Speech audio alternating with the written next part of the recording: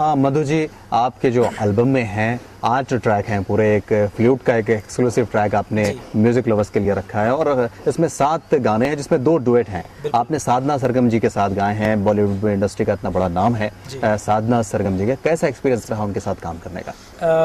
साधना जी बहुत मशहूर है, बहुत अच्छे सिंगर है, बहुत ट्रेंड सिंगर है, कल्याण जी आनंद जी के शागिर्द है। तो मैं समझता हूँ कम से कम 20 साल से वो गाते हुए आ रहे हैं और ऐसे एक महान कलाकार के साथ गाना डेफिनेटली बहुत बड़ी चीज़ है, अहम चीज़ है और मेरे लिए बहुत गर्व की बात है। लेकिन उनके साथ गाने में कोई दिक्कत हुई नहीं मेरे को, इसलिए कि मैं भी क्लासिकल म्यूज़िक में मतलब कम से कम 20 साल से सीखते हुए आया हूँ। तो जब क्लासिकल म्यूज़िक आप सीखते हैं तो ताल और सुर के बारे में पकड़ आ जाती है। तो गाने में वैसे दिक्कत नहीं हुई, वैसे कॉम्पोजिशंस मेरे ही है, लेकिन उनसे जो भी है एक्सपीरियंस बहुत ही अच्छा रहा, क्योंकि इतने बड़े आर्टिस्ट होने के बावजूद भी बहुत ही डाउन टू अर्थ है। तो अच्छा लगा उनसे मिलके काम करना। जी, लिरिक्स के हिसाब से आपने साधना सरगम जी को चूज किया है या पहले से आपके माइंड में था कि जिस तरह का रोमांटिक सॉन्ग है, इसमें मेलोडियस जिस तरह के सॉन्ग्स हैं, उसको गाने के लिए आपने पहले ही सोच रखा था कि साधना सरगम जी को लेंगे या आपने लता जी या आशा जी को भी ऑप्ट कर सकते थे? बिल्कुल साधना जी के नाम पहले आई थी, इसलिए कि जो मेरे जहन में थी, जो फ्लेवर थी, वो बिल्कुल रफ़ी लता के ड्यूएट्स जो 1960s के दौर के ड्यूएट्स थे वो मेरे जहन में थी। तो जब वैसी बात आती है तो साधना जी के नाम पहले आती है, इसलिए कि मैं समझता हूँ हाल ही में एक इंटरव्यू में लता जी भी एक कह चुकी है कि उनके बाद अगर ऐसी कोई नाम ले सकते हैं तो साधना जी के नाम ले सकते हैं। तो ऐसे फ्लेवर के जो गाने होते हैं, Sadhana ji is probably the best choice, ये मेरा मानना है। मधु जी, आपने अतुल जी का संगीत इसमें लिया है। अतुल जी ने काफ़ी मेलोडियस रोमांटिक संगीत दिया है आपके एल्बम के लिए, कैसा एक्सपीरियंस इनके साथ आपको काम करने का रहा है?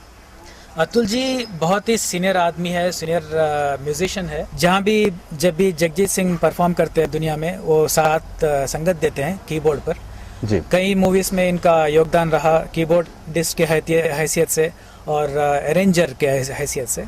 तो इनके साथ काम करना बहुत अच्छा लगा, इसलिए कि टैलेंटेड तो है ही, उसके बावजूद भी मतलब उसके अलावा उनका जो काम करने का ढंग है मतलब बहुत ही सिंसियर है। उनका सोच ऐसा है कि कल कोई जब सुनेगा एल्बम तो उनको ये लगना चाहिए कि अच्छा लगना चाहिए, मतलब वो पूछना चाहिए कि कौन किया है।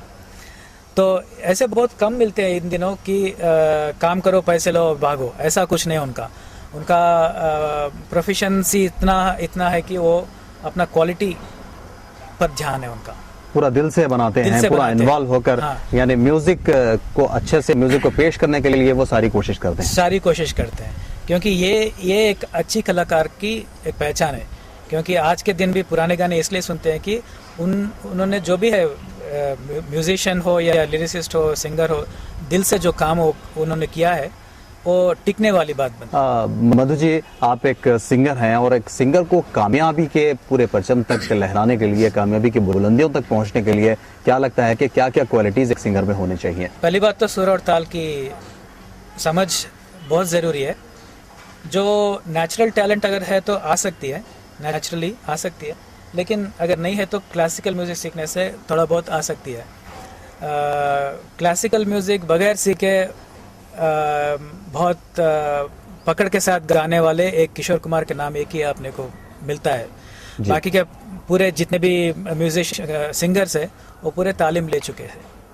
तो सिंगर को कामयाब होने के लिए आपको पहला थोड़ा बहुत संगीत के बेसिक्स सीखना ज़रूरी है, जैसे कि सुर और ताल, और बाद में देयर आर मेनी फैक्टर्स। अब it's a topic by itself, there are many factors, जैसे कि अपनी आवाज़ की रेंज है, अपनी एक क्या कहना चाहिए, अपने एक फ्लेवर की बात होती है। हर कोई सिंगर हर कोई गाना नहीं गा सकता है जी।